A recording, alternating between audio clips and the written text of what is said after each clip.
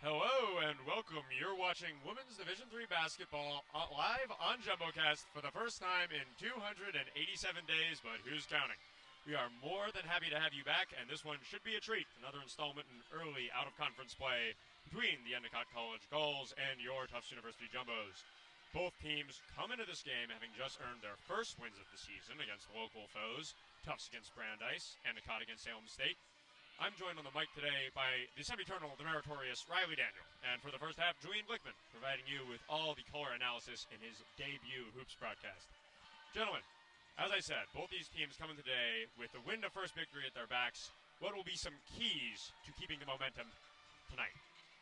Well, for the Jumbo, first of all, thanks for introducing me. I'm glad to be here. For the Jumbos, I'm looking for them to keep the offense balanced, seeing a lot of scorers. They have a great group of freshmen coming up. Would like to see them scoring and keep the ball moving around. Also seeing them control the rebounds. That proved very effective in their last game against Brandeis, keeping the ball around as well. Also defensive pressure, forcing turnovers. That was also very effective in their last game. Some improvements, see them hitting those threes a little better. They made only 5 out of 22 attempts against Brandeis. They don't want to be wasting shots. Also limiting fouls. They let Brandeis shoot 21 last game. They don't want to give up any free shots. For Endicott, they have some great shooters. Would like to see them continue to do well. And, just keep figuring out that team chemistry. It's early in the year. They had a loss and then a win. Seeing them do that. Some improvements, keeping turnovers low. They allowed 17 last game. And would also like to see them prevent easy fast break points, which Tufts can capitalize on.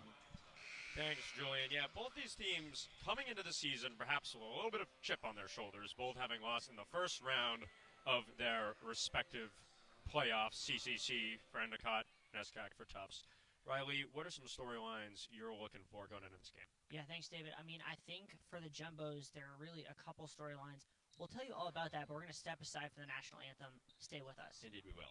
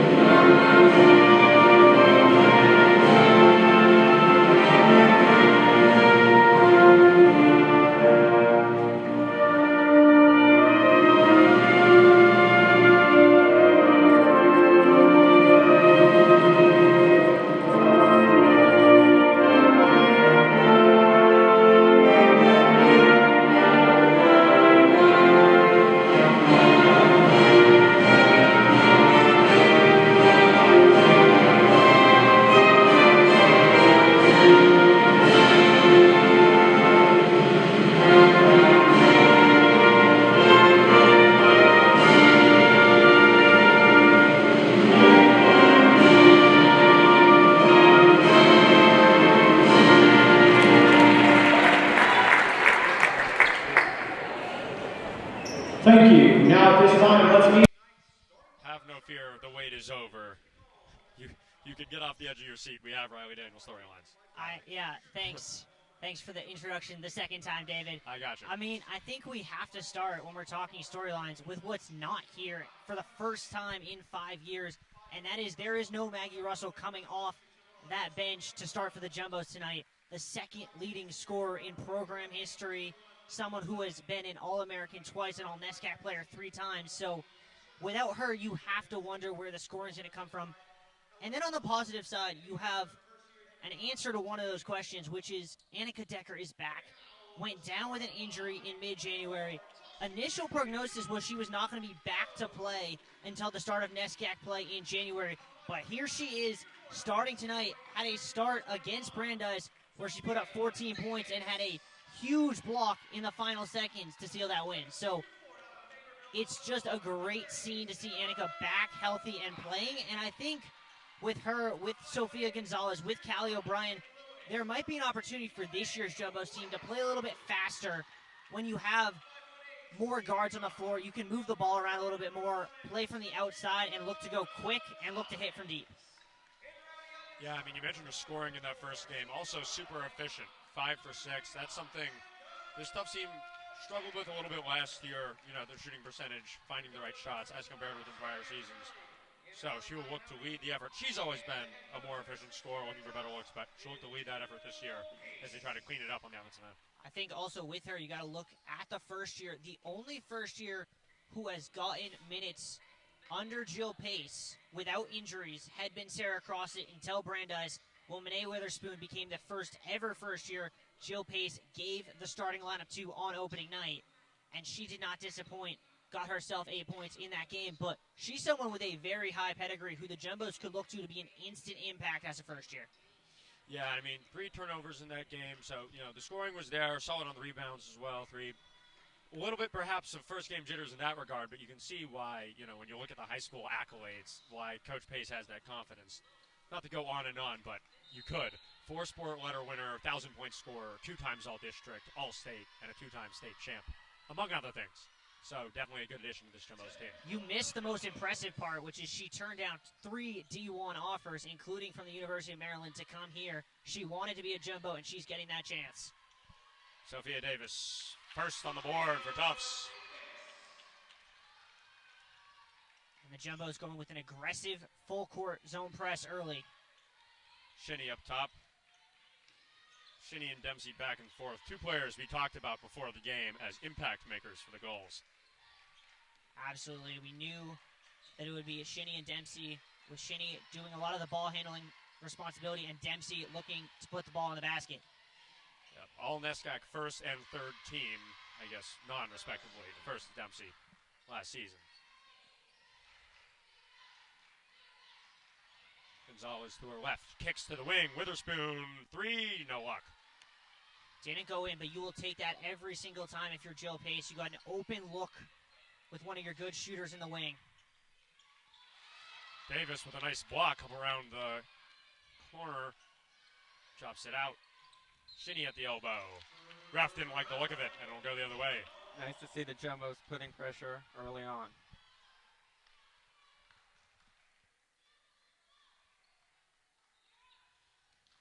And a strong start to the game so far for Sophia Davis. 2 points, turns around, gets a block right away. Yeah, this is more the Sophia Davis we saw as a freshman who was really dominant in spurts. Oh, and Gonzalez wants that one back. A beautiful drive to her right all alone, and she couldn't get it to go. Shinny now. Little stop and start. High off the glass, no luck. Back up and in. Libby Fleming, who had a breakout game in their first win of the season, gets the putback. Yeah, Fleming leading the goals in scoring through 2 games. What a play there by Witherspoon to follow that up and put it in.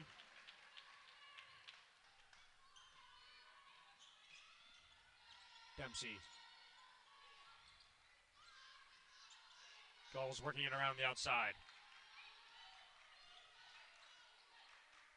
Fleming.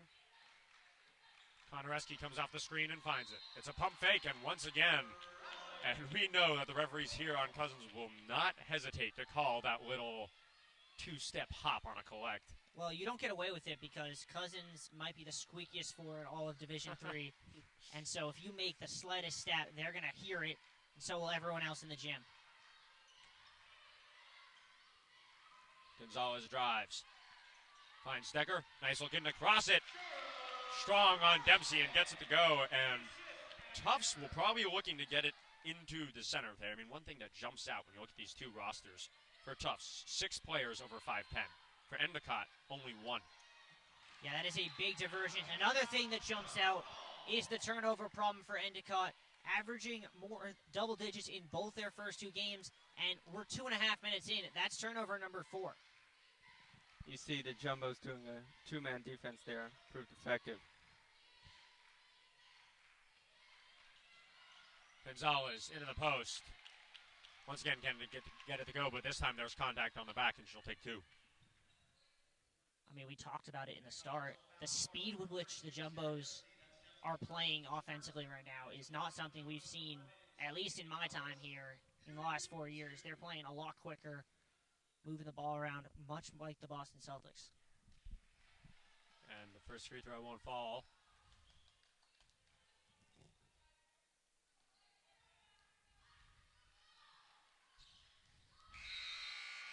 Gets the second one to go.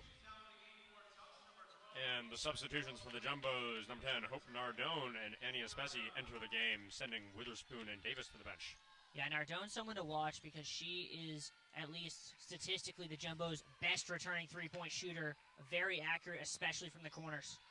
Nice drive by Fleming. Doesn't have options. Once again, it steps, and they're going to have to clean that up. Something you saw high in that play to watch out for this season. Sofia Gonzalez nearly with a steal reading the passing lane. 2 years ago, possibly the best three-point shooter in the NESCAC. Last year, the shooting on the offensive end wasn't what she had hoped in the past, as makes me regret saying that with a layup. But she made up for it on the defensive end with a lot of steals. That's something to look out for. Yeah, I mean, a great start to this one from the Jumbos. You look at it, that's 3 assists from Annika Decker on the first 4 baskets for the Jumbos. So Annika Decker, who is quickly approaching the top 10 all-time in assists in program history, needs another 21 to get there, or did coming into tonight.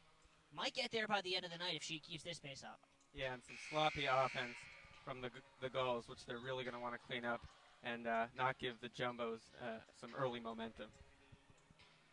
Yeah, I mean, another thing we talked about a little before the game, these teams don't really know as much as a team you play every year what to expect from each other. Yeah, they have not played each other since 2011. Jumbos do have the all-time advantage 6-0, but again, as you said, games from 2011 were when some of these players were in kindergarten, so it doesn't exactly mean much. Dempsey finds Mazzota. Dempsey pump fake. Nadeau. One-step pop. Front iron. Great job there with a backside contest from Annika Decker to prevent that from being an easy look. Espesi to her right. Tufts doing drive and kick. Gonzalez. No luck. Nardone with a tough board. Can't get the second chance, and Fleming corrals it. It's a good rebound attempt there. Didn't get it to land, but it's the right thing. Dempsey from the mid-range. Not the kind of look you're hoping to give up if you're Tufts. Lucky that time. Espesi. And that one, after happening a couple downs down on this end of the floor, switches around. Tufts once again. A step too many. Kaylin O'Boyle going to check in for Sarah Crossett. And this is something we didn't see from Jill Pace really at any point in the last 3 years, which is quick line change style substitutions. It tells me she wants to play fast defense with a high press most of the day, and she's going to be willing to go through a lot of her rotation to do it.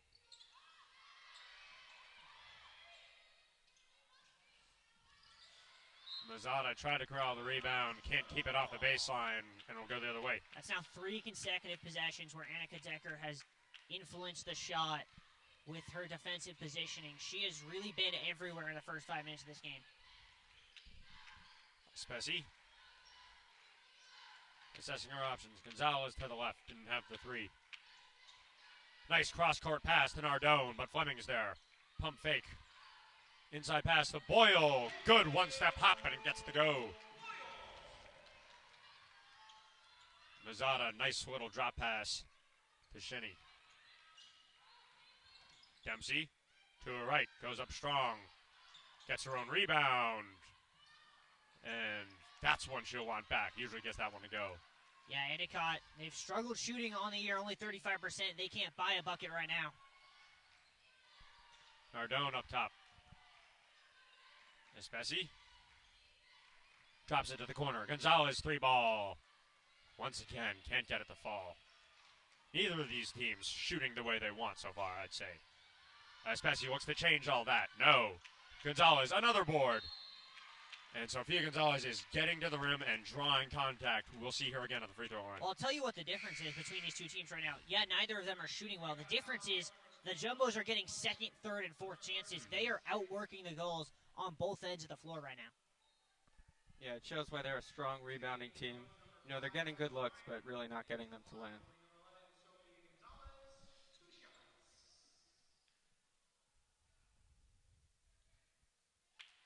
And, you know, I'd like to blame it on the height differential I mentioned earlier, but when Sofia Gonzalez is the one getting the rebound, coming in off the perimeter, you can't really make that claim. And as if on cue, Caitlin O'Boyle, rebound, cleans it up and gets it to go off the glass. Yeah, Jumbos have scored the last 12 in a row now. Endicott, though, we know a team who can play from down and go on a run. I mean, they were down 20 in the game against Springfield. They went on a 15-4 run after Wadkowski's sub. To bring it close, Nadeau gets that one to go off the glass plus contact. We'll see her at the stripe. My point being, anything is possible as Wadkowski herself steps in from the bench to get a shift. Yeah, Nadeau was a very strong shooter last season. She had 48.6% field goal percentage and 12.7 points per game.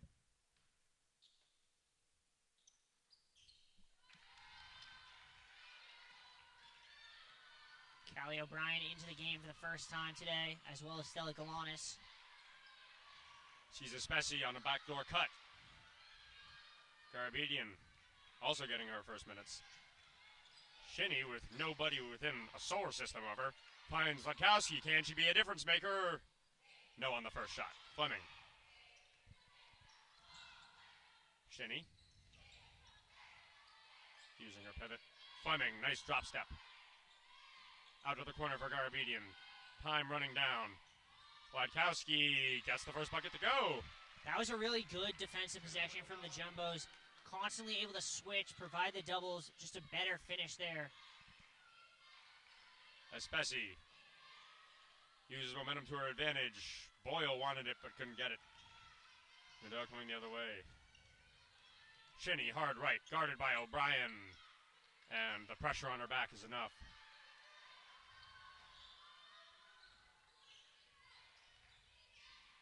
Gowan is on the baseline. Nice block by Wadkowski, and as I said, here she is, an impact player early, 2 points and a block. Yeah, Galanis has to take that shot when she gets the pass the first time. Had a lot of space. She's a good enough shooter from 15 feet. You take that shot.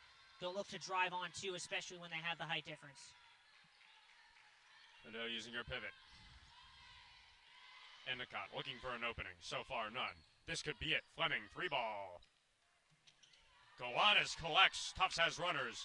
It's her and Nardone. Shinny back, and she has what it takes. Stops the 2-on-1. Yeah, Endicott is putting the defensive pressure on and moving the ball around quickly. So hopefully for them, they're just getting more shots to land. Nadeau up top calling the shots. Collects it back. 3-ball. Got it! Nadeau now an and 1 and a 3-ball. She came into the season 1 for 15. 0 for 7 from 3-point until this game, and it appears that the lid is off the basket. Gowanus, just a 2-point jumbo lead now. Boyle,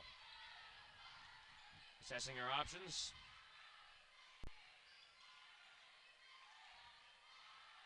O'Brien, the pressure is enough, goes off her knee and out, and for the first time since the opening minutes of this game, the Gulls are in a position to tie it up or take the lead with a 3-ball. Yeah, I do not think that was the offensive possession the Jumbos wanted. Some sloppy offense there. Wadkowski.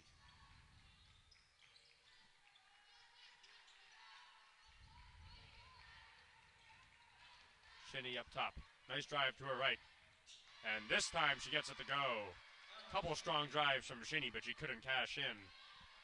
Yeah, Shinny has been moving the ball around really well, kicking out to her teammates. There she took the ball on her own, did a great job of finishing. Davis to her right. Back out to Boyle. Pump fake. A little bit of contact. Not enough for the referees, but it is this time around.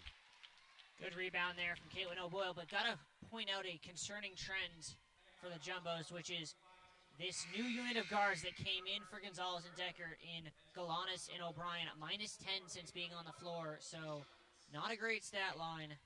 Might lead to Jill Pace tightening the bench if this game stays close. At the same time, I would say the big shift has been in the goals play. I mean, Tufts maybe not as high tempo on defense as they were in the opening minutes, but a couple of nice plays in a row from Coronado, and they're right back in it.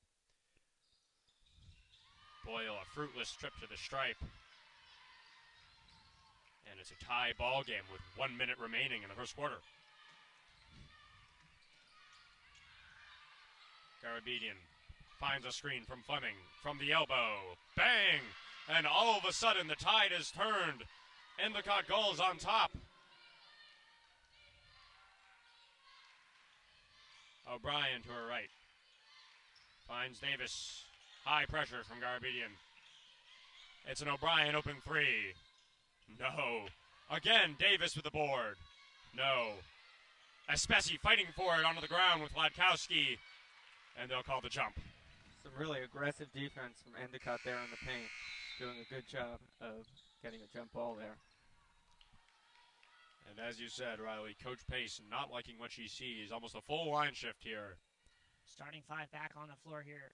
Jumbos, in all likelihood, will not see the ball again for the end of this quarter, as there's a half-second difference between shot clock and game clock. Shinny.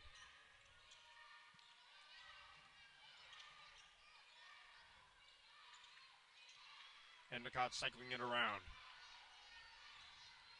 Shinny to her right. Finds the door on a drop pass. Decker's there. Davis with an interception, and she's going the whole way. You know what, David? When I said that, I forgot about Sophia Davis. She's everywhere on the defensive end so far.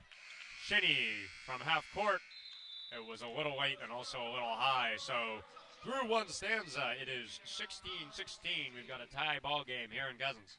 Yeah, I mean, it's been a really good first quarter. I mean, I think both teams, once they settled into this game, have really shown they've come to play. We didn't really see the best of Endicott through the first 5 or so minutes, but they have definitely looked a lively team the last half quarter. And the Jumbos, I mean, can't say enough about the way this starting unit has looked. Completely different from anything we saw last year. They're moving so much faster. The ball movement is everywhere. And right now, it's just a question of when will the shots start to fall. Yeah, and I think Endicott has really made their defense more aggressive. I wouldn't be surprised if Coach Pace for the Jumbos is telling her team to clean up their offense, be more aggressive, and improve those reaction times. Jumbos with a very balanced scoring start. 4 different players with 4 points each. On the Endicott side, it's Nadeau with 6, Shinny with 4, leading the way. And David, I think the biggest thing, Sarah Dempsey's still yet to get on the scoreboard. Yeah, and I mean, for Endicott, outside of that, pretty much a dream start. You know, your leading scorer, 19.8 points per game, all conference first team selection. Really can't seem to get the fall in the first quarter, and yet you're still tied with this Tufts team. Yeah, and she's coming off a really strong game against Salem State, which they won. So surprising to not see her on the board here. Gonzalez can't control, but CrossFit makes up for it. Davis, board, no. And Tufts getting those second looks, but in these cases, 2 is not enough. Fleming, nice pump fake. Both ends, offensive rebounding is high. This time it's Gonzalez with a block. Tufts has runners, Decker. Gonzalez sees CrossFit with a height mismatch on Garabedian, with her spoon. Gets the first 3 of the game to go for Tufts. Everyone in the building knew where that play was going, except the Endicott Gulls for some reason. Decker was pointing that was going to the corner, And you just got to have faith in your shooters like Witherspoon. You know eventually it's going to go in like it did. Yeah, it looked a lot like that first shot of the game where she was left wide open on the wing. This time she cashes out. Wachowski's look no good, and they'll let it run. Did she cash out or cash in, David? You know, cash in, cash out, cash left, cash right. Every variety of cash on that one. She got the benefit. That's what matters. Yeah. She just got the revenue.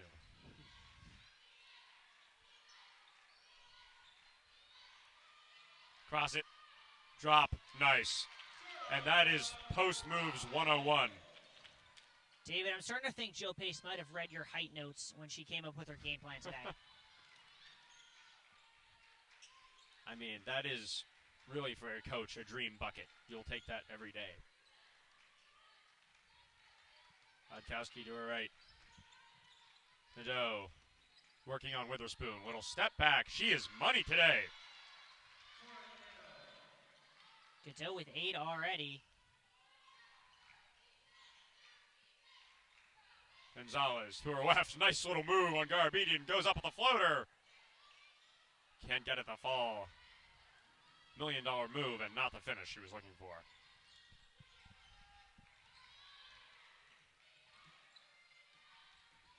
Shinny.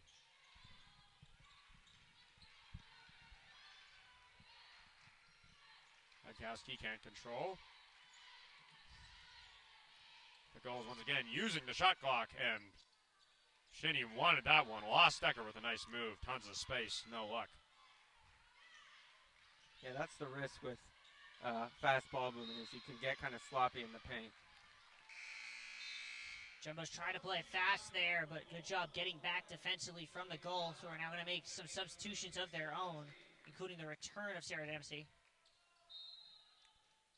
Dempsey was out of back into the game, so with the exception of Garabedian, we are once again looking at starting lineups. Witherspoon to her right. Nice finish. She's got 5. I'm not quite sure how she managed to get to the rim because she was angled the wrong way and in one step managed to get all the way there. And once again, the Tufts high press causing problems for the goals. One step too many. Yeah, Endicott's going to question how this one's started. That is turnover number 6 now. Yeah, you mentioned that pregame, Julian, as something to look out for. That is by far their biggest area for improvement. Yeah, good in all other aspects so far. Absolutely. Cross it. Dempsey. Once again, it's the Sarah Crossett show. Well, it's what my dad used to say to me in the backyard when he told me why I'll never play high school basketball. You can't teach height. But you can teach a one dribble drop step, so if you have both, that's your winning recipe.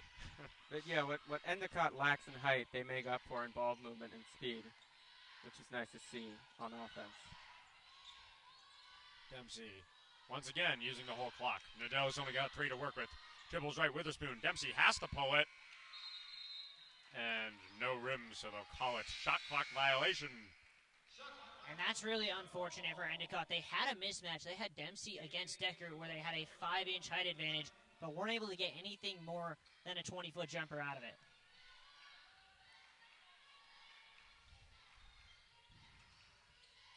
Davis, strong drive to her left. Gets it to go. Nice off the backboard. Shinny.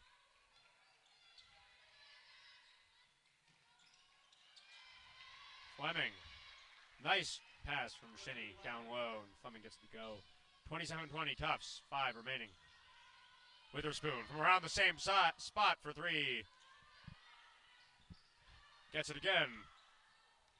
Good defense in the post by Libby Fleming, and it'll go out of bounds off the goals. A lot of contact there. Kind of shocked to look up at the clock and see that there's only been 1 foul called on the entirety of this game. Yeah, both teams have been playing aggressive defense. I'm also surprised. Both teams aggressive defense, but also both teams playing the ball well. I mean, I think in a situation like that, when you get such good contact on the block, it makes it a lot harder for the ref to call that. Gonzalez works to draw the foul on the rebound, so it'll stay with the Jumbos.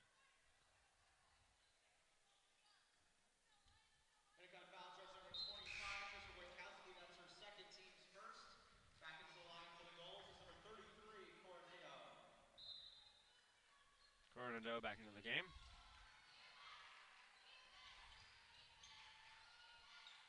Witherspoon to Gonzalez. Across to Decker. Tries a quick dribble, but it's red. Gonzalez, step back 3 ball. Once again around the rim and out, and once again Tufts fighting for an offensive rebound. They're doing the right thing. They need to fight for those offensive rebounds. They're getting good looks on 3, but they've got to make up for it. There have currently been 22 jumbo shots that have gone out. Of those 22 rebounds, they've grabbed a dozen of them, which means they currently have more offensive rebounds than Endicott does defensive rebounds. The freshman Abby Stone getting her first minutes of game on with Espesi.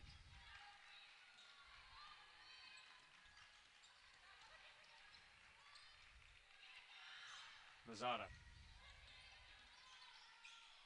Little pump move in the post. Cash, money. That's a great move.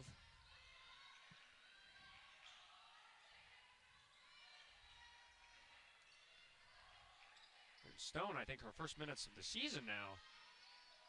As we said, pace perhaps going with the height lineup here. Seeing the whole, really, in the Endicott defense. Shinny calling the shots. Sees Mazzata off a low screen. Tapped away by Decker. Pressure high. Mazzati pulls it back to her left. Floater. And they'll call over the back on Crossit as Fleming was in the right position for the rebound. Yeah, they're going to get Sophia Gonzalez. Or no, they are going to get Crossit. My bad. On that. Looked like it might have been Gonzalez as well. Don't think Crossit was the only jumbo going over the back there. Callie O'Brien going to check in for Decker. Mazzata couldn't find Fleming. Shinny instead. Chops it back off. To her right. Behind the back move. Jar beating on Stone. Nice drive and the George Gervin finger roll up off the glass. I feel like I'm watching a repeat of the first quarter. Jumbos push the lead out, and here come the goals yet again. And up in the passing lanes, Sophia Mazzata. Yeah, to your point, Riley, the Jumbos almost blew their last game late in the game, so they really want to cut off this Gulls momentum. Gonzalez around the screen, takes it the whole way, blocked by Fleming and Garabedian both at once, it appeared. Her own rebound. O'Brien, wide open in the mid-range. Gonzalez can't get it to go. Espesi. O'Brien, nice dribble move, and another finger roll down on the other end. Back rim and down. And stop me if you've heard it again, but offensive rebounds are killing the goals. That is now 14 for the Jumbos. Nadeau off a screen. Drawing, cross it to the outside. Mazzata, 11 working on 11. Fleming kicks back out. Nadeau, 3-ball. This one won't go, and the Gulls using all 30 seconds down on this end. It seems almost every time down the court. Yeah, I think they're going to want to pick up the pace a little bit if they want to make up this deficit. Cross it. Nice pass from Gonzalez. Yeah. Draws 2, finds the player underneath.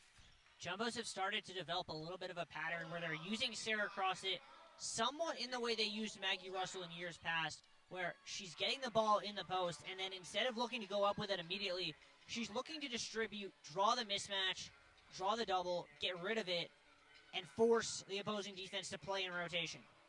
Yeah, you really can't underestimate how important those offensive rebounds are. We've said it before and we'll say it again, but it's really so crucial to be able to kick that ball back out and get some points. It absolutely is, and I think that's probably going to be message number 1 from Jamie Insel, the first-year head coach of the Gulls, when they go to the halftime locker room. There was a locker room she's very familiar with, David, because she has been here. She was a Jumbo's assistant coach for 3 years. In fact, winning the D3 Assistant of the Year award in that 2020 season. Yeah, we were talking about that season before the game, Riley. Obviously cut short by COVID, but She was on the bench for 26, I believe, consecutive jumbo wins. 12 weeks in a row as national number 1. Definitely a golden era of Tufts women's basketball, and she was here for it. Also playing assistant coaching and recruiting positions at Dartmouth, BU, and MIT. Her first time really in a head coach role, and, you know, her second game here, her third game here at Endicott, but definitely no lack of experience.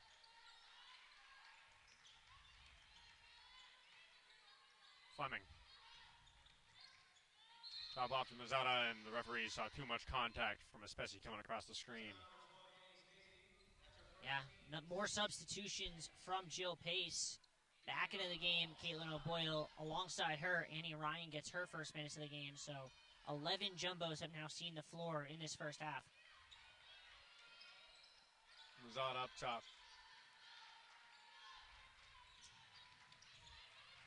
Shinny, little double screen action up high.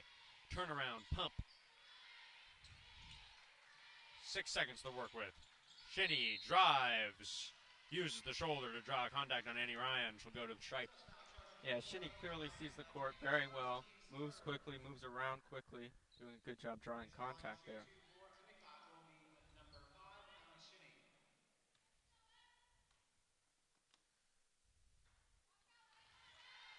Shinny can't get the first one to fall.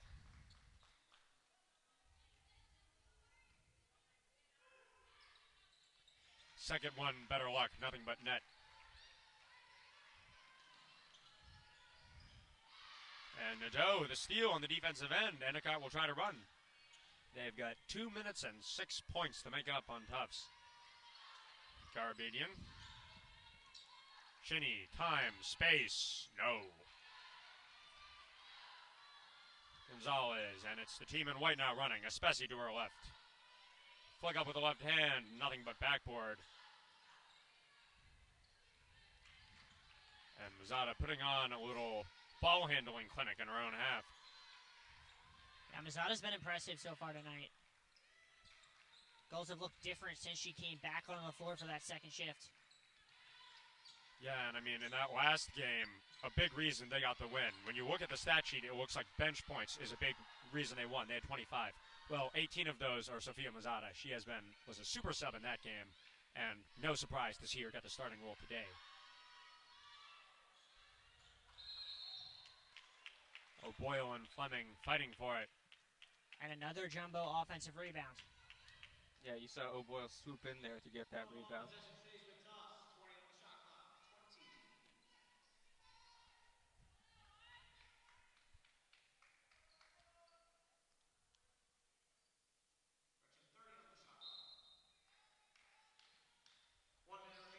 Boyle. Espesi. Jumbo's working it around the perimeter. Boyle with a nice little baby hook. Yeah, Caitlin O'Boyle had to do the hard work to catch that pass, which was a little high from Callie O'Brien. But once she did that, she had the height advantage. She knew it, and she went to that favored right hook. And I mean, nothing really you can do about that for Endicott. Fleming playing the ball right, 2 hands up, good defense, but just a case of better offense. Shinny spin move, and that one was pretty. Yeah, Emma Shinny, we talked about her before we came on air as someone to watch, and she's showing why, because she can do it all with the ball in her hands. And you see her clapping up her team on the defensive end now. A leader on this team, this is a sophomore and a two-way player they look to a lot. Espesi, Garabedian steal, and Mazzata's running. She's got 3 seconds to make something happen. Espesi, catch up. Mazzata with the right, and they're calling the foul on Espesi, so she'll go to the stripe with 0.0 on the clock. Yeah, definitely looked like she got the shot off well before that buzzer went red. Now it becomes the awkward situation for Sophia Mazzata, where she has to shoot these free throws with no one else on the floor because the clock has hit triple zeros. Or maybe not, because it looks like the referees are going to add some portion of tenths. It'll be 1. Whew. Don't think that's going to make her feel any more comfortable. Yeah, a lot of pressure here. That would be a really quick putback, 0.1 seconds. I don't really know why the Gulls don't have someone there, because you theoretically can tip it back in with a tenth of a second. Yeah, I mean, it would have to be pretty much straight off the rim Jumbos are directly walking down. to the half. I don't know what's going on here. They're going to say that's halftime, but still a tenth of a second left on the clock that they're just going to ignore, apparently. Yeah, looks like that might not have been intentional there. Well, then, it's halftime. 33 for Tufts, 28 for the visitors, the Endicott Gulls. Gentlemen, what are we thinking about that first half? Well, I think the Endicott Gulls are continuing to move the ball quickly. They did a good job of doing that later on to make up that deficit. They're still down by 5, but I think they just need to continue doing the same thing, maybe clean up the offense a little bit more. I mean, you look at the stat line, right? Endicott's outshooting the Jumbos everywhere. They're outshooting them 41 to 36 from the field, 20 to 9 from deep, and 60 to 33 from the line. So the difference in this game has been two things. It's been the Jumbos' ability to absolutely dominate on the boards, and it's been Endicott's inability to get out of their own way in terms of turnovers. They're now up to 7. If they can solve those two problems, this upset is there for them to take. The question is, can they do it? Yeah, and I said early on that Endicott needs to keep those turnovers down. As you said, not exactly doing that, and it seems like they're facing the consequences. Well, gentlemen, we've still got 20 minutes of basketball to play to find out if Endicott can pull off that comeback. The potential is there, as we saw in the first half. It is Tufts up by 5. We'll see you very, very shortly.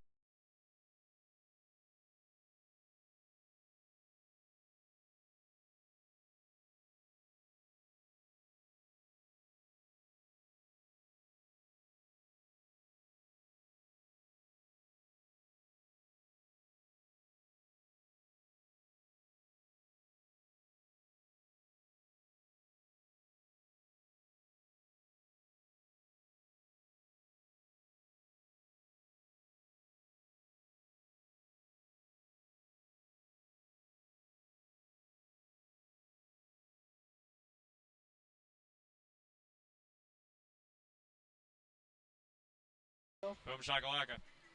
We on? All right.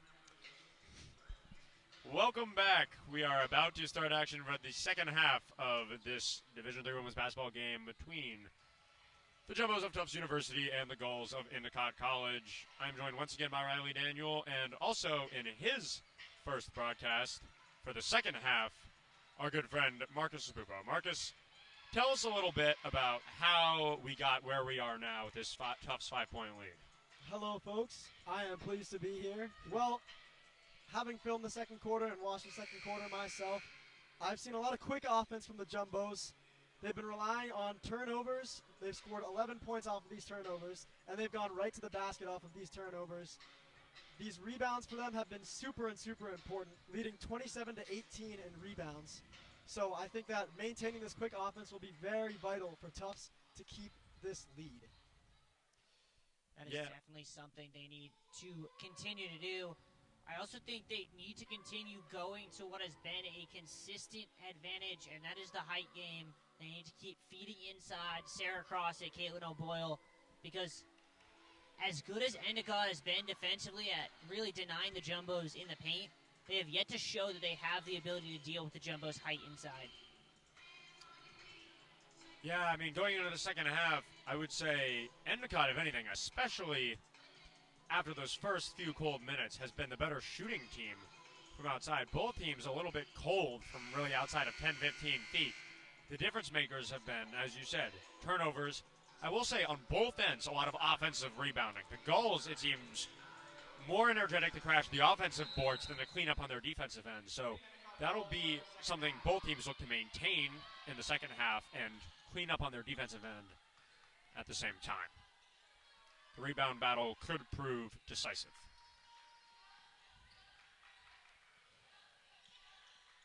Emma Shinney guarded closely by Witherspoon, and the referees saw shoulder contact. They'll take it out sideline.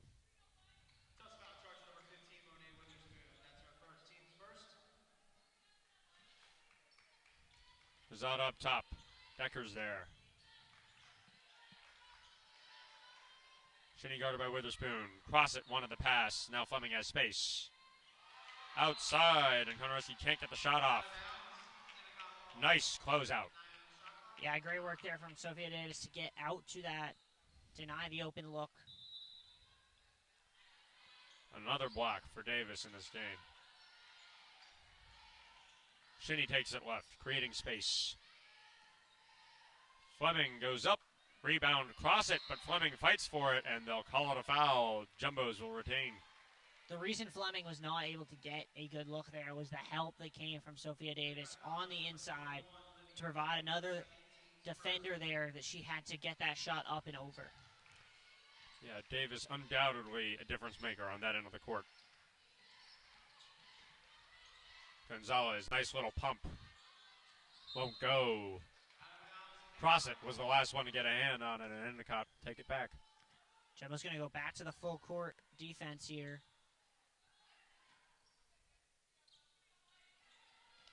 Shinney.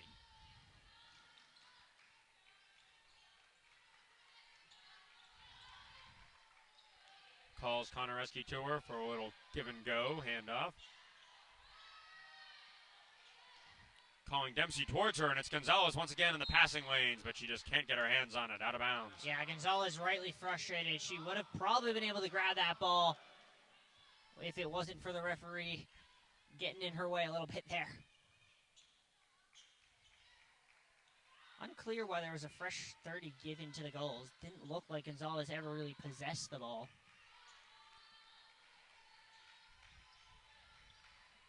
Shinney left. Konareski trying to do something with it. Cross it with some nice help D, but it leaves Fleming wide open in the middle.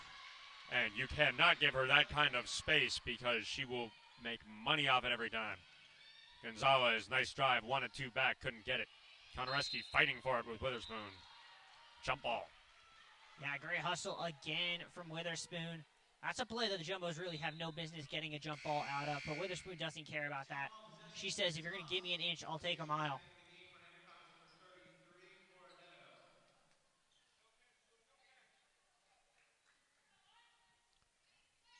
Decker now on the baseline. Davis read by Mazzata like a book. Drives in, keeps her on her back, and a nice little finish off the sideline. Swoop up. Mazzata proving a two-way impact player so far for Endicott. Dempsey, nice defense, not enough. Crossett's layup won't go. She'll have another chance, perhaps. Both teams hit the deck, and it's another jump 2 consecutive times down on this end. Wow, these rebound competitions are getting feisty.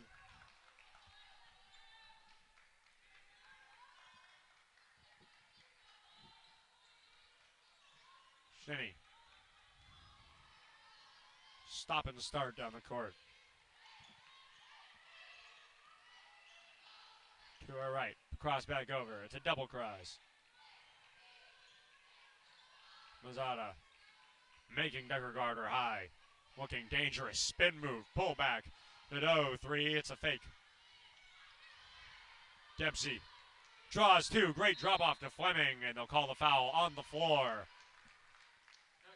Yeah, I mean, good job getting back defensively from Annika Decker there, but if you're Endicott, when you get that ball to Cora Nadeau with an open look at a 3, you probably want to take that shot. You're probably not going to get a better look than that against this Jumbo's defense. Mazzata up top. Pulls it herself. Nylon. And Mazzata on a hot streak to start this second half. Mazzata, just like she did against Salem State, a spark off the bench, now up to 8 on the day. And it looks like the foul will be off ball in the post on Dempsey for the contact with Crosset, so the Jumbos will take it underneath their own backboard.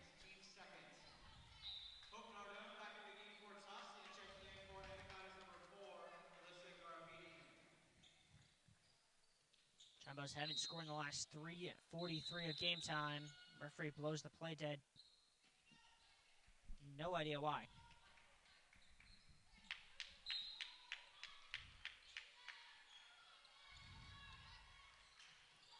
Nardone.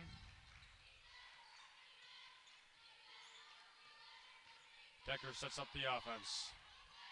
Nardone off across its screen. Space in the mid-range. Can't make it count. And once again, it's a foul in the fray, looking for the rebound. This time on Emma Shinny. First personal for Emma Shinny, but that is already the 3rd team foul for Endicott. Already been more fouls in the 3 minutes of this quarter than there were the entirety of the first half. Yeah, and perhaps, I mean, neither of these teams having seen each other, and no player on this team has ever played another player on this court before. So perhaps no history here until tonight, and halfway into the game, with it so close so far, you have to think that the tensions are rising. Witherspoon blocked off by Mazzata. Good on-ball defense. Witherspoon, nice fake. 2 steps, and they'll call it a foul on Mazzata.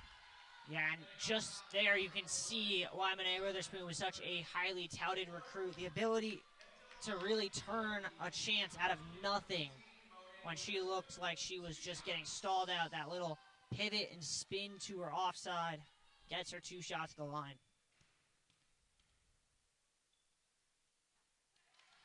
Can't capitalize on her first opportunity from the stripe. Jumbo's 2 for 7 now from the free throw line.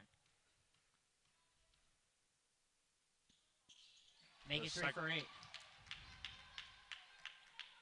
Still, perhaps not the performance you want to start the game, but an improvement with that one. Fleming, mid-range, wide open. Wow. And once again, starting to prove that leaving Libby Fleming wide open from the free throw line is not a good idea. Endicott has been incredible at drawing these doubles, and it is creating some dangerous space for their shooters. And Endicott up 3 now with 6 to remain in the third. They've had a great start to the second half. Whatever was happening in the locker room at the break was working. Cross it, and it's that correct step that these refs are always on the lookout for. Jumbos have significantly slowed down their offense to start the second half, and I don't think it's doing them any favors.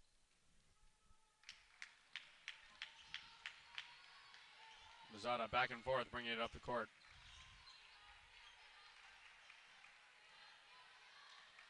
Garabedian. And Gonzalez gets the ball, but also reaches. There'll be a foul on the perimeter.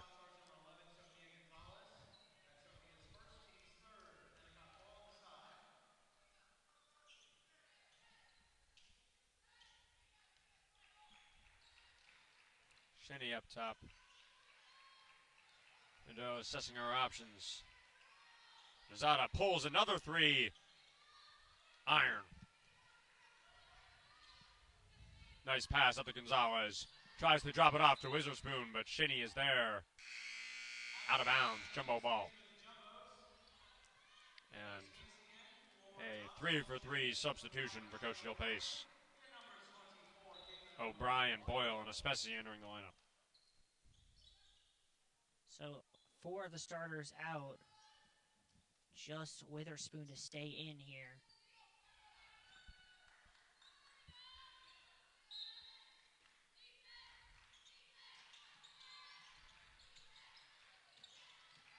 Witherspoon with the right, can't get it to go.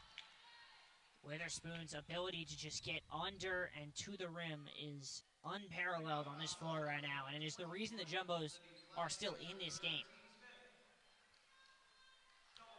Yeah, talk about immediate impact in your freshman campaign. As you said, Tufts not usually too eager to put freshmen in the lineup early in their debut campaigns, but Witherspoon so far an exception.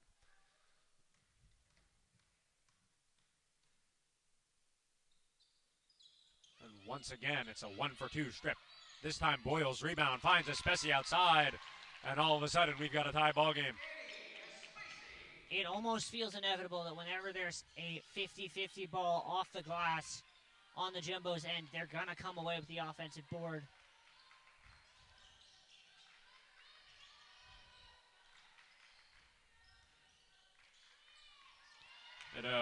Taken away by Boyle. Nice defensive play.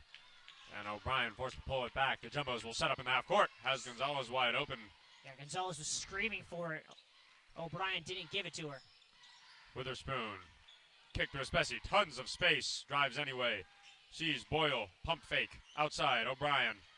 5-on-5. Witherspoon. Pump. Sees O'Brien. Tufts working it around. Looking for that opportunity on the drive and kick. Espessi has it, and it's rimming out. Fleming this time. Positioning herself well against Boyle and getting the rebound. Oh, and it's a lofty, sort of far ahead pass that they'll want to call a timeout, perhaps seeing the pressure that was up on that play. Preventative measure. I don't hate that shot from Annie Espessi, but the problem I have is that that's 4 different times on that possession. The Jumbos didn't take a good shot because they were trying to get a great one. And at this level, if you have a good shot with the sort of shooters you have on this roster, you have to be willing to take it. Yeah, and the Jumbos now, I mean, we've talked about this as a difference maker in this game time and time again. 18 offensive rebounds. They only have 13 defensive rebounds, and they've given up 7 offensive rebounds to Endicott. Generally, that's considered giving up a ton of offensive rebounds. Obviously, they've been doing that sort of dynamic even more on their own offensive end. But that's something they'll need to clean up just as much as Endicott needs to focus on working on their defensive glass. Tufts also could make up some points there by not giving up second chance efforts. They could also make up some points by figuring out what is going on with their shooting. 1 for 12 from deep, 16 for 47 in total. Those are numbers that just are not going to win you a lot of basketball games.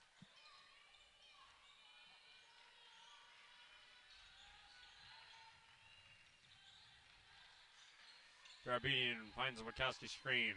Nadeau from 3, no luck. Espessi running with Ryan on the right wing. Drops it off for O'Brien. And Espessi gets it back. Mazzata once again reading the passing lanes up top, and it's just her in the basket. No, it isn't. Sofia Gonzalez with a chase down block. Jumbo momentum. Annie Ryan driving with a right hand. Got it. Here we go. See, this is the intensity that we need in these transition plays from Tufts. That is going to get them back into this game and keep this lead. That's the Sofia Gonzalez we saw defensively 2 years ago that wasn't there at times last year. Witkowski way long.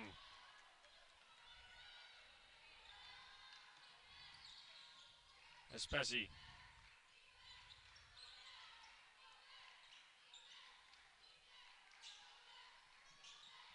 Espesi drop down to Boyle.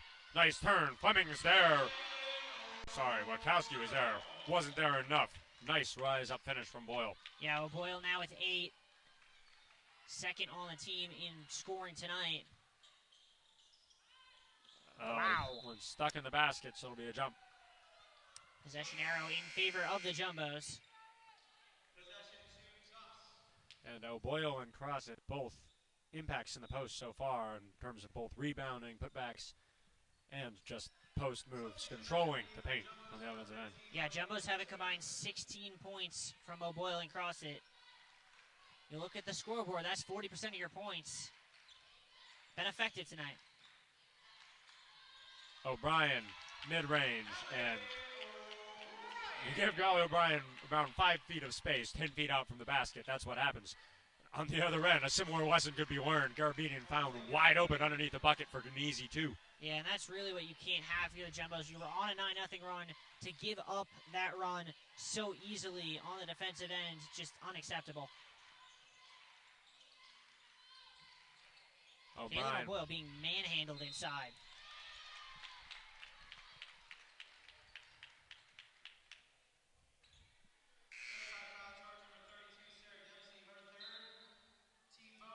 Golan is now entering the lineup for Sofia Gonzalez.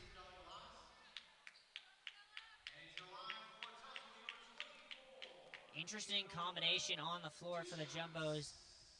A guard lineup of Annie Ryan, Stella Galanis, and Callie O'Brien. Not a combination that has been seen at any point before.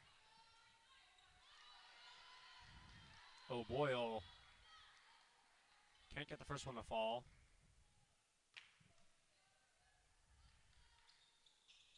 Nor the second. 0 for 4 now from the stripe for O'Boyle. Matched up with 4 for 5 from the field. Yeah, free throws have been a problem for the Jumbos. 33% from the free throw line to add to their shooting woes. Strong drive from Garabedian. She'll get the block on O'Boyle.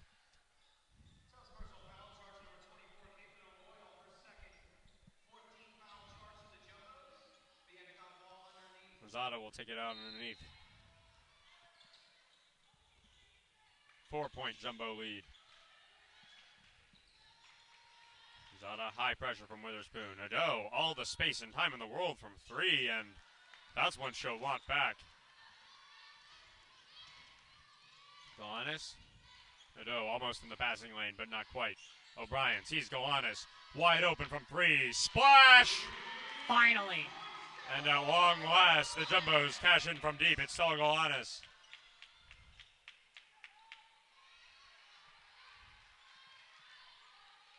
And you can feel the energy on the Jumbos bench and in the crowd finally starting to come alive.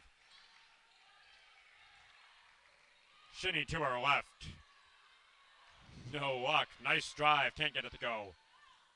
Jumbos starting to clean up defensively on the glass. Have not allowed an offensive rebound here in this quarter. Galanis wide open again. Doesn't want it. O'Brien does from the same spot. And it's long and out. I don't know what Stella Galanis is doing there. Just hit a 3, the first one your team's hit in about 40 minutes of time. Get another wide open look and you decide to dribble?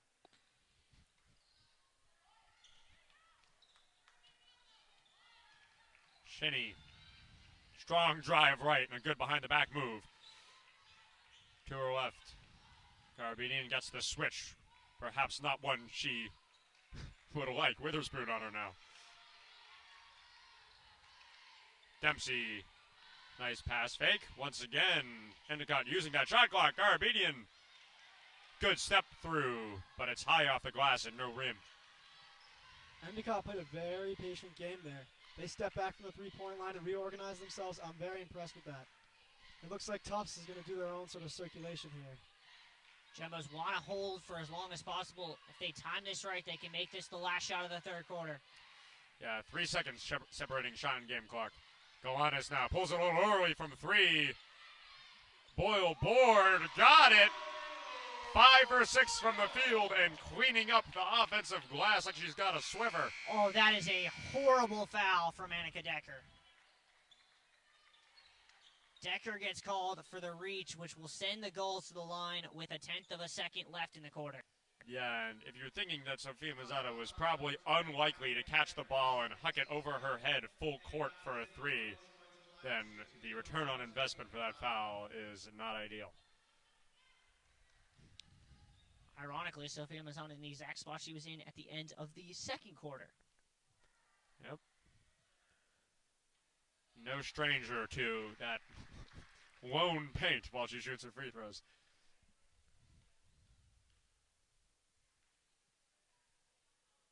And if you're Endicott, you'll take those free 2 to end your quarter. Still down 7 after a late Tufts run, but they'll only have to close a slightly smaller deficit in the final 10 minutes of play. Yeah, I mean, you look at that quarter, right, and you would feel really great if you were the Jumbos. They were on a 12-2 run to end the quarter, and then that foul just saps the momentum out of this place. Don't go anywhere. There is basketball left to be played. We'll see you in a moment.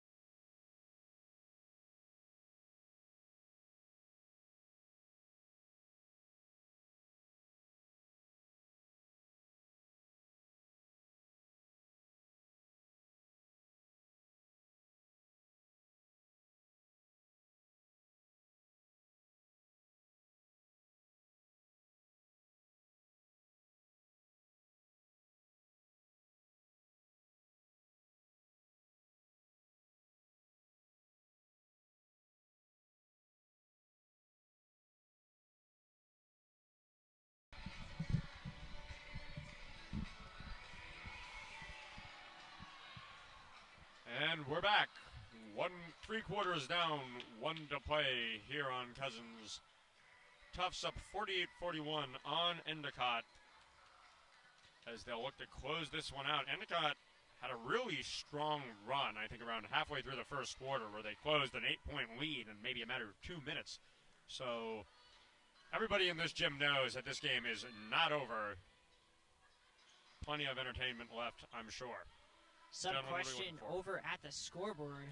Don't quite know what's going on there. Referees asking questions of the scorers. I mean, Marcus, you look at this game and it feels like the Jumbos should be up by a lot more, but then you look at their shooting numbers and it makes a lot more sense. At the same time, we've seen streaks where Endicott looks like the better team by a margin for 2 or 3 minutes. Then Tufts figures it out, comes back looking the same way. It's been a lot of flip-flopping, a streaky game to be sure. Pretty much all of those streaks have happened when Monet Witherspoon has not been on the floor. When she has been on the floor, the Jumbos have played with just a little bit more intensity and effort. Not a nice pass fake, finds Fleming. Mazzata for 3, too much. But that one will go in almost a pass. Olivia Fleming, who was open under the post.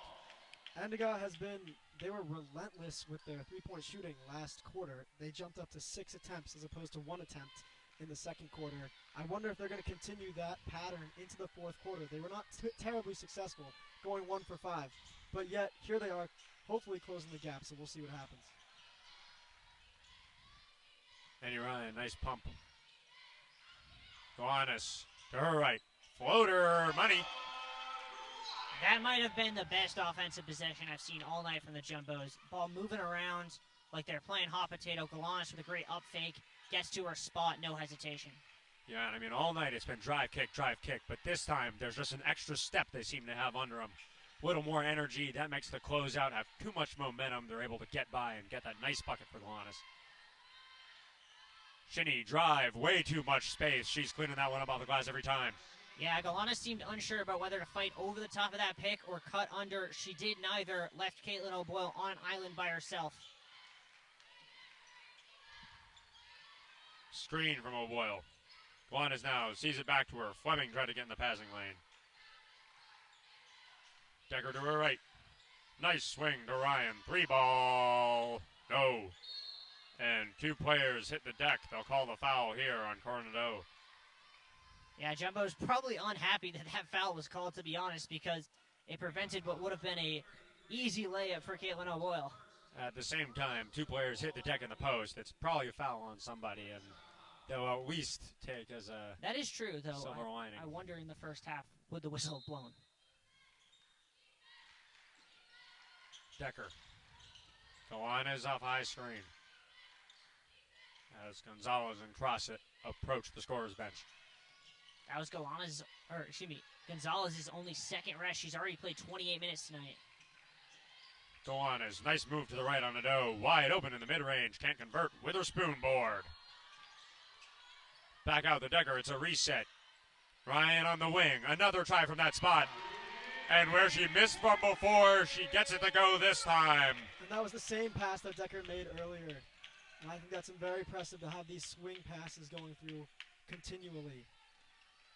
And for those of you who are longtime Jumbos fans, you'll recognize that play. Ryan shooting from the corner, her older sister Molly, only the number 2 all-time three-point shooter in program history. Nadeau, the screen on Witherspoon from Garabedian, fruitless. Shinny, though, creates a nice shot in the mid-range. No off back iron.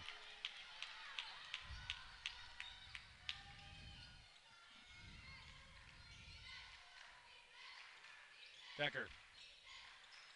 Galanis reading the defense. Dribbling central. Has Witherspoon. Time, space, cash. And all of a sudden, it is money ball, money ball, money ball for the Jumbos. That's the second time the Jumbos have run that exact play successfully. What they're doing is they're having the wing or the point guard come from this near side around a screen, using O'Boyle as both an option for a pass and a screener to prevent that help defender from getting out wide to the shooter, and it basically guarantees that there will either be an open shot at the rim or in the corner. That corner seems to be the Jumbo's home. I mean, it's right next to our bench. It's got to be a comfortable spot for those shooters. Yeah, and you know that the hype they're getting from their teammates behind them as they're knocking those down has to propel them down to the defensive end with even more energy. You can feel the tide starting to shift. Obviously, the correct choice for Endicott to call the timeout. We'll see if they can make the adjustments. Gulls down to 1 timeout remaining, as opposed to Jill Pace, who has not taken a timeout at any point tonight.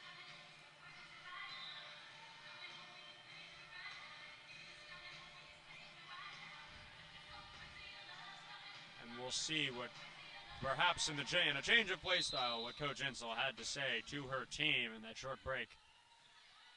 The lineup, though, pretty much unchanged except for Konareski coming in. Shinny to the left. Nice pullback to the right. No. Nice tap out to Mazzata, who's fouled by Galanis down low.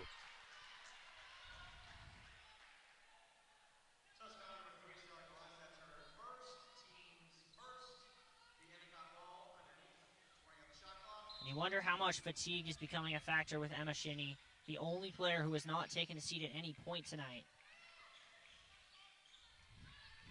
Sees Garbinian in the corner all day, but she cannot make the Jumbos pay. Numbers. Galanis on Fleming.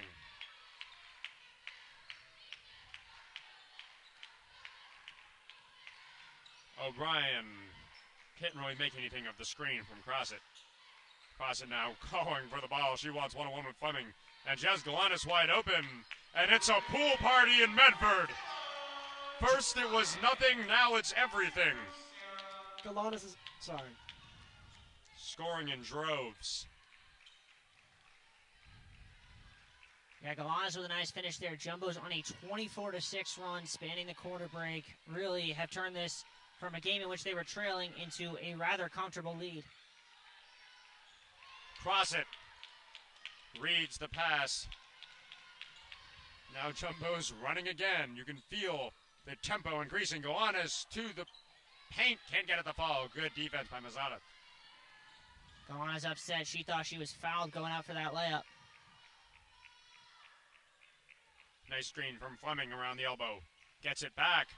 And Fleming has been unstoppable from that spot. You'd think they'd make the adjustments to get out there. 3 of her last 3 coming from around a 4 square foot spot at the elbow. O'Brien reads the situation nicely but can't get it.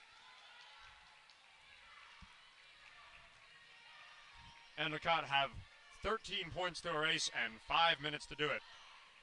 Konareski. Arbedian fake.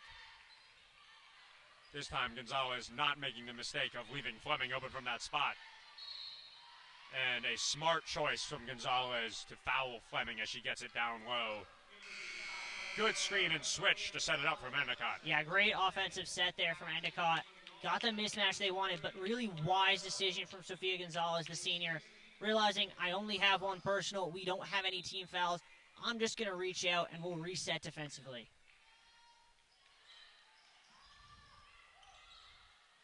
O'Brien can't get under it. Jumbo's caught out.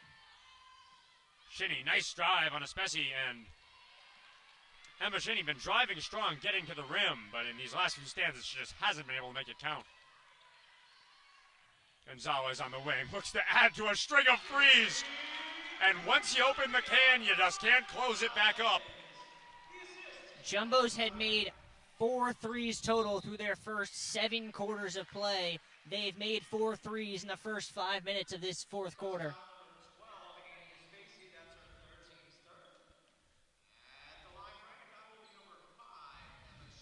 Yeah. And perhaps, I mean, they saw one fall, and all of a sudden, it's like nobody can miss. Maybe they've been high-fiving on the sideline or something, but everything the Jumbos touch turns to gold right now. Nobody seems to not have the hot hand. Meanwhile, Shinny able to get 2 to fall on the other end. 14-point lead now for the Jumbos.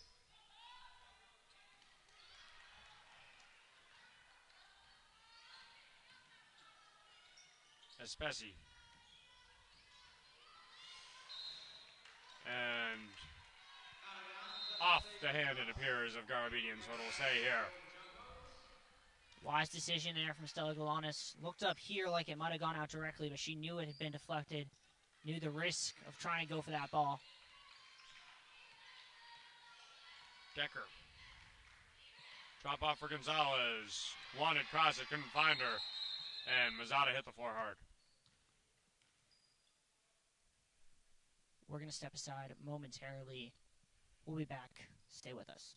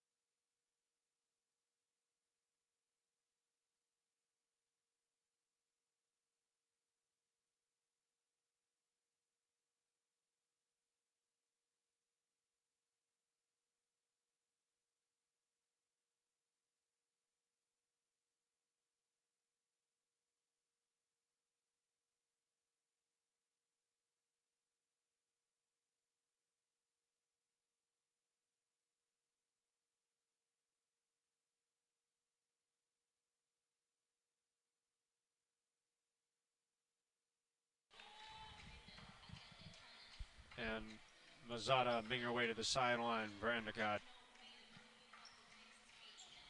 Konareski will enter the lineup for her.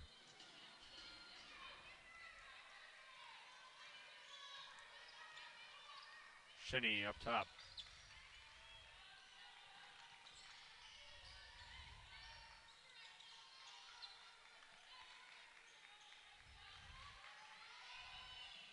Konareski gets it to go, and they need a pretty impactful sub to replace the work Sofia Mazzata has done here already tonight. Jumbo's doing a good job just feeding the inside. No matter who's on the floor, if it's O'Boyle, if it's Crossit, they recognize they have the height advantage, and they're going to use it. At the line is number 30, Sarah Crossit. 2 shots. Crossit looking to improve on the Jumbo's free throw shooting percentage tonight, which was unideal to this point, to be sure, but that first one is cash. Makes it 2. A complete trip to the line for Sarah Crossit.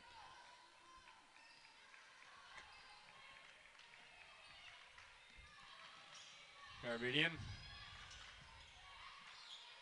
Nadeau drops it down to Fleming. Good help defense from Galanes and Gonzalez, but the former makes some contact with the arm, so Fleming will shoot 2. Yeah, Gonzalez upset. She thought she had gotten a tie up there, but doesn't get the call. And just looking at this scorebook here, got to be impressed with the amount of depth the Jumbos have shown tonight. 8 different players with at least 6 points, including 3 now in double figures in Crossit, O'Boyle, and Witherspoon.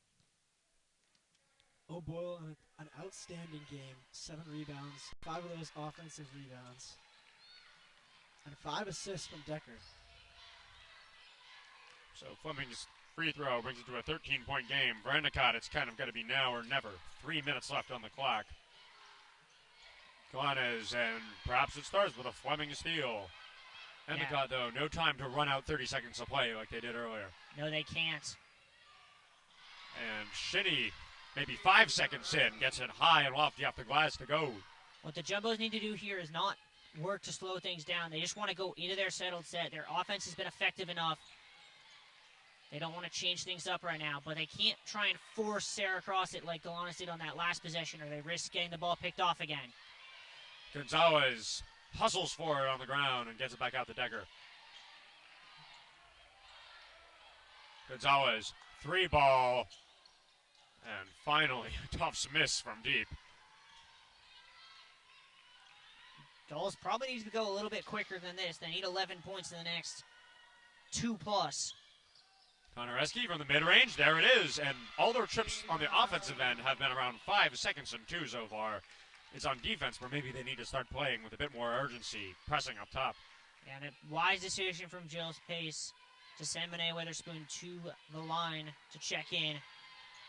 Nice pass down from Gonzalez, and Shinny forced to go up for it and create contact, so Gonzalez will have 2 chances from the stripe. That's the 3rd or 4th time we've seen that exact play between Decker and Gonzalez tonight, and it works so well because it has 2 options. If the defender sells on the inside step, Gonzalez backs out, gets an open look for a 3. If the defender commits to the shot, Gonzalez cuts back door. The first free throw, 0 contact with the rim for Gonzalez. The second one's similar. In their last game against Brandeis, Brandeis brought it really close before that Gonzalez and won. It was strong defending and consistency from the free throw line in the last minute that let them put it away. Witherspoon hustling for it on the floor, and she's rewarded. Sees Gonzalez drop off, especially Shinny can't get there. Ball game. Tufts has put this one away, perhaps. I have a little bit of wood here, so I'm knocking on it. 13-point game, though. Endicott will have to move. It could start here. Nadeau, 3-ball, no. Konareski, nice rebound. And she creates contact. That will be 2 at the line as the Jumbos are over the limit here.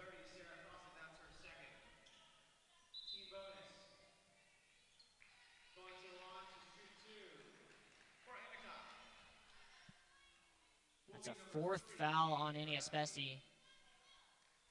Only Jumbo in any sort of foul trouble. It's front rim on the first attempt for Konareski. Annie Ryan going to check in.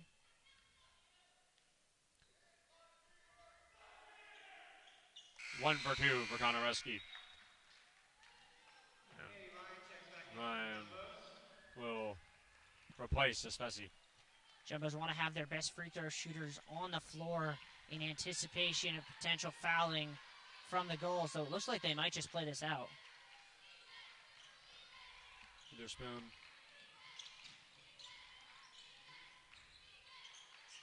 Gonzalez up top. Konareski close. Nice little move. Back rim, no luck, and Fleming appears draws the foul on the rebound, so she'll go to the line on the other end. We talked about bad fouls at the end of the second. We talked about bad fouls at the end of the third. That's another bad foul. What you cannot afford to be doing in this situation is allowing the goals to score with the clock stopped. The goals slowly inching their way up to 67. The first one, no luck. Yeah, on the goal side, you can't really afford to be missing free throws at this point. It's already a 4-possession game. And once again, as it was with Konareski earlier, first one, no. The adjustments are made by Fleming, and she gets the second to fall. 11-point Jumbo lead. Witherspoon. Down to cross it. Draws two, has Decker wide, but she'll take the time over the bucket. Cross it. Out to Witherspoon. 3-ball. Got it. Back rim, front rim, bottom rim. 3 points. And Tufts, it appears, having this game in the bag despite a nice push off the glass from Shinny. Endicott not going anywhere quite yet. Decker into the half court, and yeah, 12 points, 32 seconds. Tufts will slow down and like to wait this one out. Decker keeping an eye up on the shot clock. Takes the pass, looking at her teammate, drives back out to Gonzalez. Konareski wanted it, but Witherspoon fights for it back. 3 seconds on the shot clock. Gonzalez passes it up with the bucket, but it's a rebound by Grosset. And she draws contact, so she'll have another trip to the line with just 8 seconds remaining. Marcus Tufts able to step up in the fourth quarter when it counted. Got their 3 balls to start falling for the first time in the game. Controlled the pace offensively. Yep. Any takeaways for either of these teams going out of this game? Seems that Tufts was able to take the lead by taking more attempts. They're leading by 10 attempts inside the three-point line, and they're leading by quite a few more outside of the three-point line, and they're going 6 for 20 on threes. So I think that really separates these two teams in this game. Yeah, that's right. I mean, it's been the offensive rebounding that has facilitated those second, third, fourth chances on offense. Definitely a bright spot in today's performance of the Jumbos as Shinny takes the shot, time expires, and it was clean.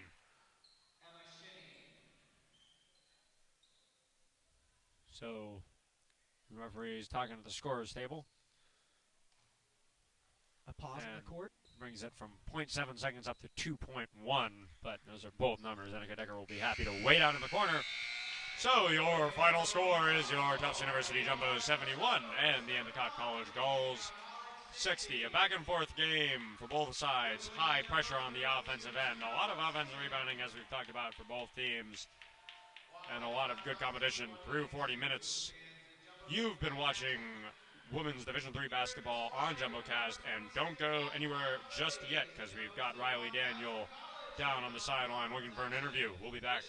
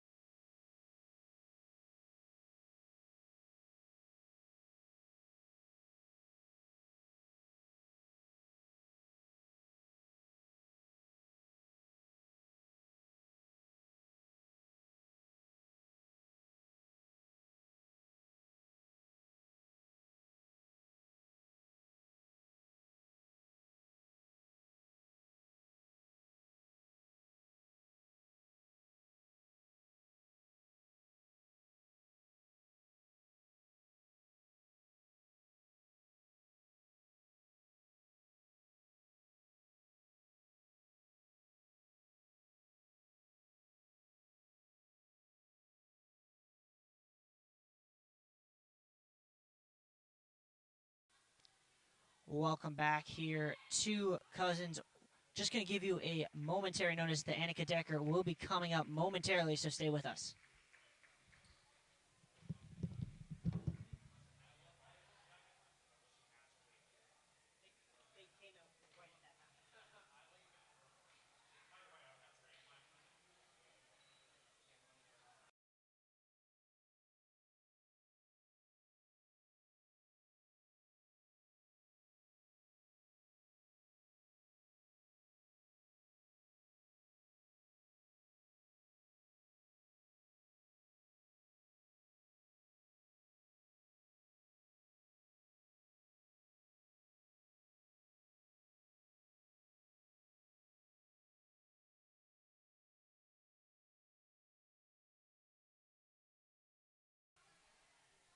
Welcome back here to Cousins. Riley Daniel joined by Annika Decker. Annika, back on the court after 9 months. How does it feel to be back and get a win on the opening night of senior year? It's awesome. I mean, every game and every moment that's come with this journey is very emotional, and stepping out on the court, it's just a moment of appreciation and gratitude to be able to do this for one more year, and it's the start of the season. Ready to go. It is the start of the season. Let's talk about the start and the game plan today, which seemed to be go inside, take advantage of the height. Both your bigs got into double figures in scoring. Was that part of the game plan Coach Pace instilled in you guys? It was, yeah. I mean, whenever you notice that there's a mismatch anywhere, it can be guards, forwards. You just want to take advantage of it, and we ran our one post play, and it worked, and we just kept going to it, and Sarah and Caitlin did a great job finishing and also crashing the boards, which was huge. Yeah, let's talk about that. 18 offensive boards. That's a number I don't think I've ever heard before. It just felt like every 50-50 was you guys were putting in the extra effort. Is that something you guys pride yourselves on? I know you guys have the teammate of the week at practice. Is that something you guys push at practice just to go the extra mile? It is, yeah. I mean, in practice, it's always a goal to go get an offensive board. Coach will make it an extra point if a team can go get a board, and that's just something that we wanted to build on from the Brandeis game, so I think we did a really good job implementing that tonight.